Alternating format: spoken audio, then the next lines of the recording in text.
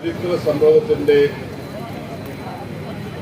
ഓർമ്മകൾ പുതുക്കിക്കൊണ്ടാണ് ഇന്ന് RYFന്റെ നേതൃത്വത്തിൽ പ്രതീകാത്മകമായി സെക്രട്ടേറിയറ്റ് വളഞ്ഞതും അതിനുശേഷം അത് വിശദീകരിച്ചുകൊണ്ടുള്ള യോഗം ഇവിടെ നടക്കുന്നു.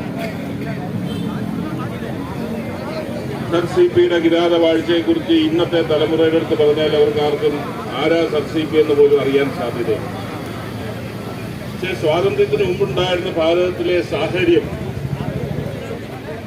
കിരാതവാഴ്ചയുമായി മുന്നോട്ട് പോകാൻ സർ CP-ക്ക് ഇടം നൽകിയത്. തൊഴിലാളി വിരുദ്ധ സമീപനം, അന്ന് സമരം ചെയ്യുന്ന തൊഴിലാളികളുടെ അവകാശങ്ങൾക്ക് വേണ്ടി സമരം ചെയ്യുന്ന നേതാക്കന്മാരെ അടക്കം കൽത്തുറുങ്കിൽ അടിക്കുന്ന നിലപാടുകളുമായിട്ടൊക്കെ മുന്നോട്ട് പോയ സർ CP ഏറ്റവും ഒടുവിൽ പുന്നപ്ര വയലാറിനെ തുടർന്ന് ആ സമരത്തെ തുടർന്ന് തൊഴിലാളികൾ